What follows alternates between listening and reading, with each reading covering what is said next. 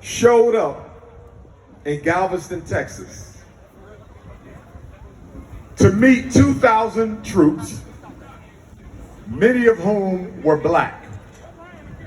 The purpose for coming to Galveston was that the state of Texas, a stronghold of the Confederacy, did not yield to the January 1st, 1863 Emancipation Proclamation of Abraham Lincoln. It also refused to yield to General Robert E. Lee's surrender at Appomattox on April the 9th of 1865.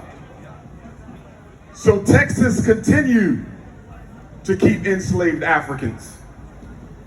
And so General Granger showed up with many of our ancestors belonging to the United States Colored Troops of Maryland and other states.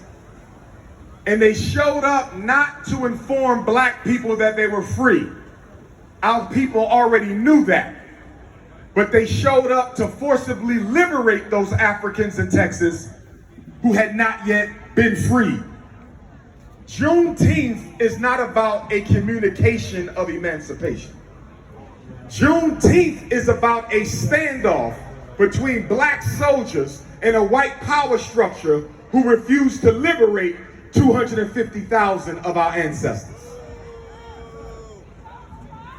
The reason I'm saying this, we gotta quiet down back here. Boom. I'm here. The reason I'm saying this is because don't pay the coon no mind. Coons come in all colors. But listen, brothers and sisters, we have to make sure we control the narrative regarding Juneteenth.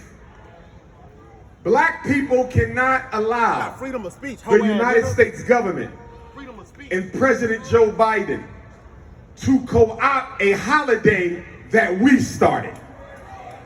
We cannot allow the United States government to exploit a holiday that we started. Brothers and sisters, as African people, we suffer from a white savior complex. Most of our great accomplishments are often spoiled by a narrative that suggests we would not have made it or achieved it had there not been the participation of a benevolent white man. We're told that Abraham Lincoln freed the slaves.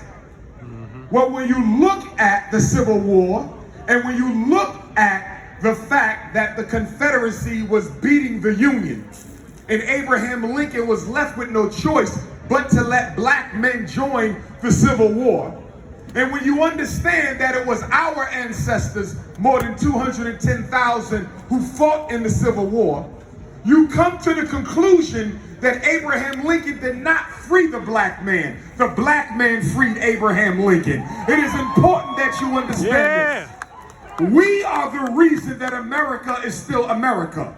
We are the reason for the Union victory against the Confederacy. Abraham Lincoln did nothing for black people except get out the way and let us save his ass. Brothers and sisters, Juneteenth is not about General Granger. Juneteenth is about the black soldiers who showed up and were willing to die and give their life had not Texas liberated its 250,000 enslaved Africans. Yeah. Juneteenth is our narrative. Now, I don't have a problem with President Biden deciding to make Juneteenth a federal holiday.